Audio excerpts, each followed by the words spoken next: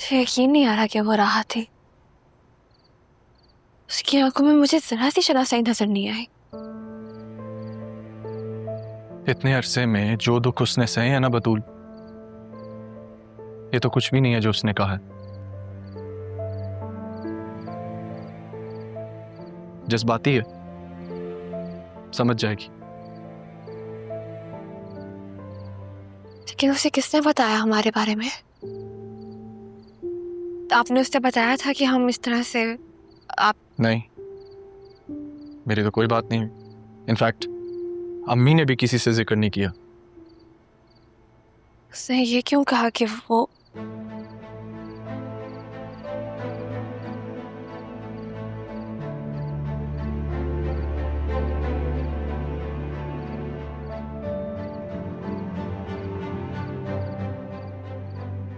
ये क्यों कह रही थी कि वो दादा जान की आखिरी ख्वाहिश पूरी करेगी?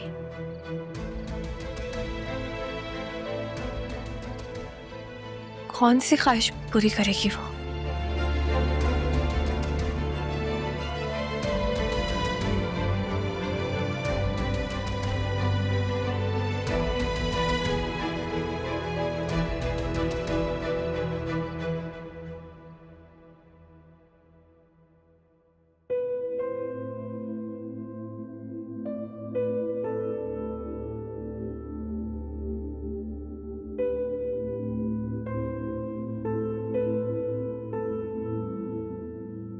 मैं तुमसे माफी मांगने आई हूँ आदिल। I am sorry. तुम तो जानती हो ना, मैं तो थी इकलौती अपने माँ बाप की, और मेरी ख्वाहिश भी ये थी कि मेरी जिससे शादी हो वो भी इकलौता हो, ना उसका कोई भाई हो और ना ही कोई बहन। इसी वजह से तुम्हारे रिश्ते के लिए हाँ कर दी थी।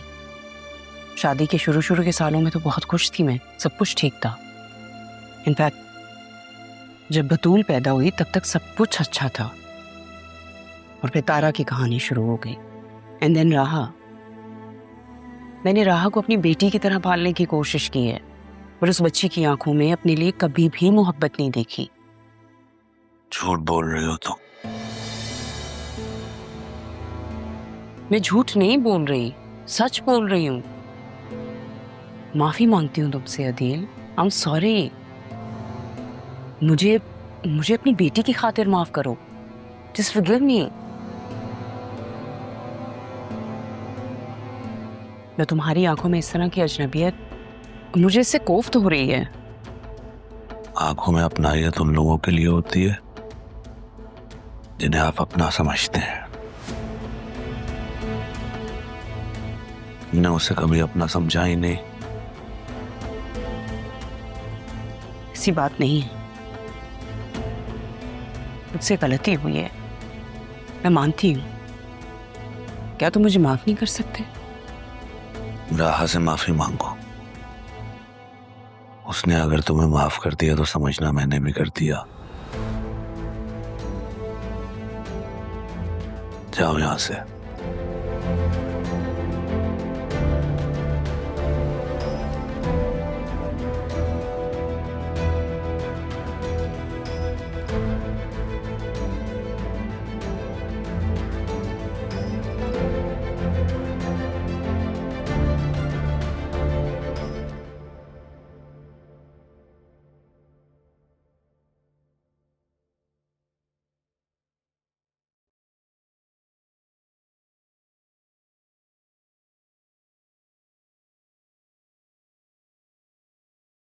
कबीर, एक बात पूछूं? पूछो। जब तारा यहाँ से गई थी तो बिल्कुल ठीक थी। थोड़े से दिनों में ही ऐसा क्या हुआ कि उसका दिल ही बंद हो गया? क्यों? ये तुम क्यों जानना चाहती हो? वो तो तुम्हारी सौतन थी ना। कबीर, मैंने जो कुछ भी किया मैं उस पर बहुत शर्मिंदा हूँ। मेरी और खाला की गलती की सजा राहा और तारा ने सही है। मैं चाहती हूँ कि मैं थोड़ा खुमियाजा ही अदा कर सकूं। याद है मैंने नौकरी शुरू की थी। कैंटीन वाली। हाँ, सुपरवाइजर था। लेकिन मुझे नहीं पता कि सैफ साहब राहा के नाना है। माशाल्लाह बड़े अच्छे इंसान थे, लेकिन ना मैं उन्हें जानता था और ना वो मुझे।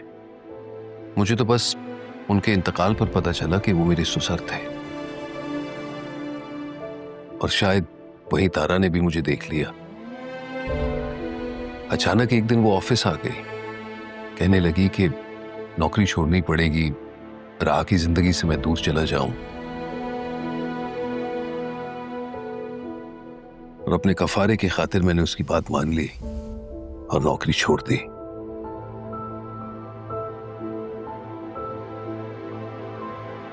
लेकिन आखिरी ड्यूटी मेरी राह की निकाह पर लगा दी। क्या राह का निकाह हुआ है? कब? नहीं, निकाह हो नहीं पाया क्योंकि वो निकाह पर लेट पहुंची। फिर वहां तमाशा लगा, उन दोनों को वहां से निकलना पड़ा, मैं उन्हें यहां ले आया और यहां से भी उन्हें जाना पड़ा। लेकिन राह के निकाह पर लेट पहुंचने का राज अरमान को मिल गया था।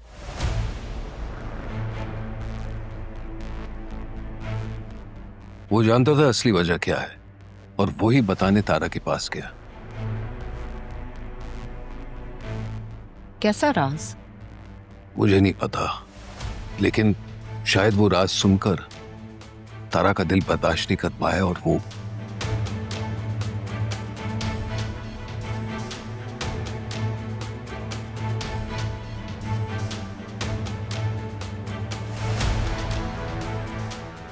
ऐसा क्या राज था कि तारा इस दुनिया से ही चली गई?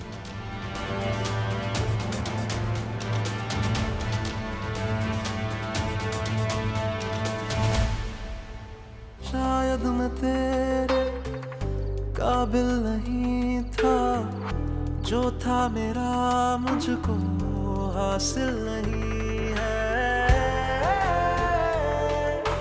हो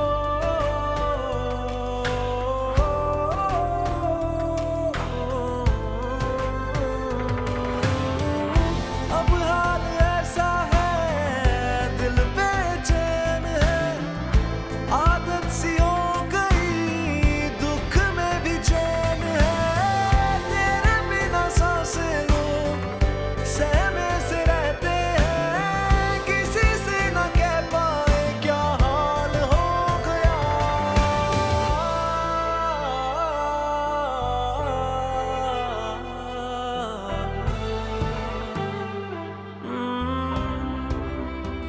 है मेरा आसमां कहता है दास्तां, बन के तू कहकशां मुझसे जुड़ी है तू, सादगी है। वसीम और जरियन इतना नुकसान करके पता नहीं कहाँ गायब हो गए, कुछ पता ही नहीं चल रहा कि कहाँ चले गए। वो तो उस दिन से गायब हैं जब से FBI ने उनसे ऑडिट रिपोर्ट तलब की है। मुझे खुद समझ नहीं आ रहा कि रिपोर्ट कैसे तैयार करूं, क्या जवाब दूं उनको। आज कितने दिन मतलब ऑफिस खुले, वो भी ऑडिट की वजह से। अगर ऑडिटेड ना होते तो आज मैं भी शायद ना आता। मालिक सर पे ना हो तो ऐसे ही होते जैसे कि अभी हुआ है। अच्छा हुआ तुम आ गए, मैं तो खुद परेशान था। अदील साहब की कोई खैर खबर नहीं है, पता नहीं कब ठीक होते हैं, ऑफिस कब आएंगे। चलें देखते हैं क्या होता है, कौन आता है। अस्सलाम वालेकुम। वालेकुम अस्सलाम। आप लोग इतनी हैरानी से क्यों देख रहे हैं? आप आ गई? जी मैं आ गई और बहुत सारे काम है, चलें।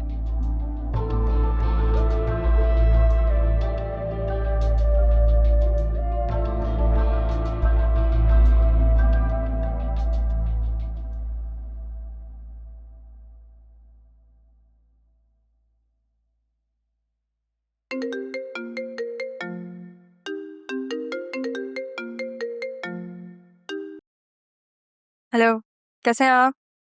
मैं ठीक, तुम बताओ आज लंच पे जाने का किधर प्लान है? अरे मैं तो भूल गई, मैं ऑफिस आ गई हूँ। सीट पे तो नहीं दिखाई दे रही। अपने ऑफिस आ गई हूँ मैं। आप क्या समझे?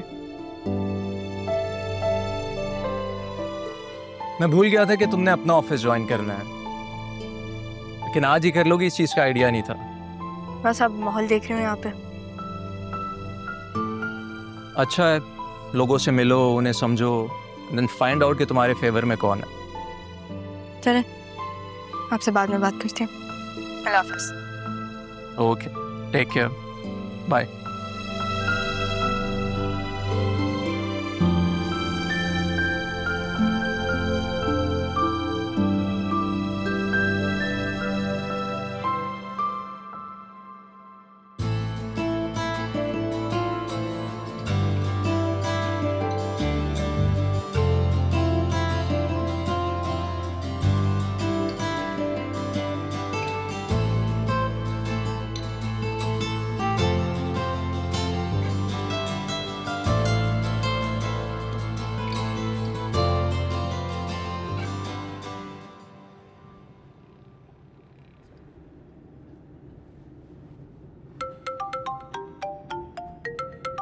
राशिद क्यों कॉल कर रहे हो? हाँ राशिद बोलो। सर ऑफिस ओपन हुआ है। हैं? तुमसे किसने कहा? सर जमील साहब की कॉल आई थी, कह रहे थे कि ऑफिस आओ। क्यों? ऑफिस तो बंद कर दिया था, अब क्यों बुला रहे हो तुम्हें? उन्होंने कहा ऑफिस आओ, अब वहीं जाकर पता चलेगा। ठीक है तुम जाओ, जाके पता करो क्या बात है। और सुनो, तुमने अपना सारा काम तो कर लिया था ना? सेफ साइड पर हैं हम। सर कुछ भी बाकी नहीं, सब ओके है, हम सेफ साइड हैं। ठीक है सर, मैं वहाँ पहुँचकर आपको बताता हूँ। चलो ठीक है, तुम पहुंचो, मैं भी बस पहुंचता हूँ ऑफिस, खुद बात करूंगा जमील से। मुझे थोड़ा सा काम है बैंक में, निपटा कर आता हूँ। Okay sir.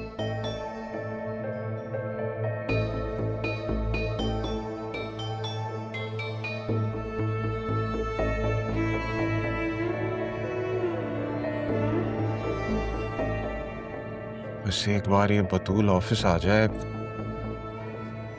बतूल बतूल नहीं रहा, क्या हो गया मुझे?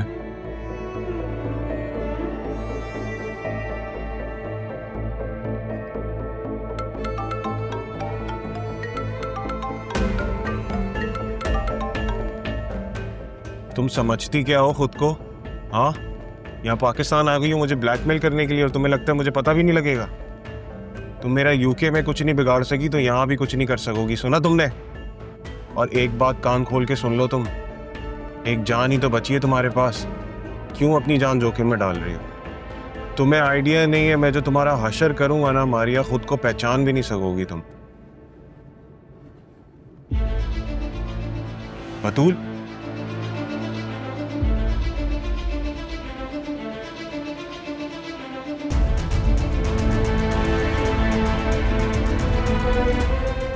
क्या हो गया है यार मुझे?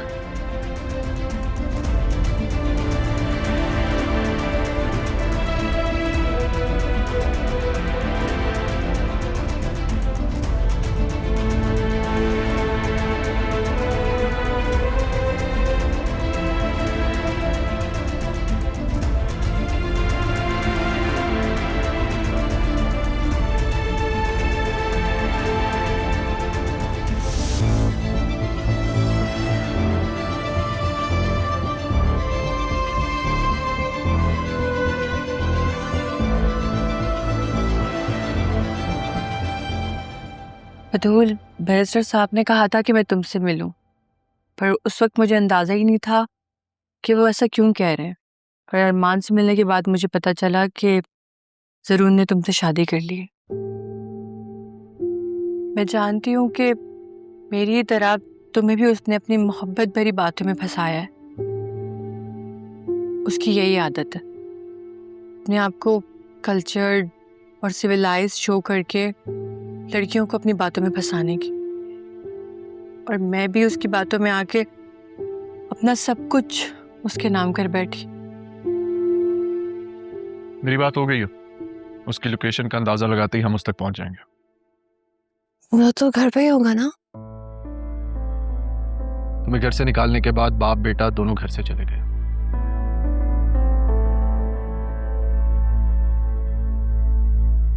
अच्छा सुनो, मुझे याद है तुम मुझसे जिक्र कर रही थी कि वो तुम्हारी गाड़ी इस्तेमाल कर रहा है, राइट?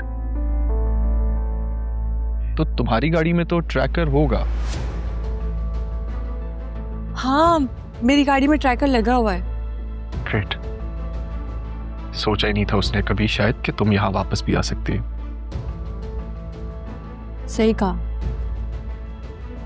और मुझे ये भी मालूम हुआ है कि वो 1 साल से मेरे ही घर में रह रहा है और अब मैं उससे अपना घर भी वापस लेके रहूंगी।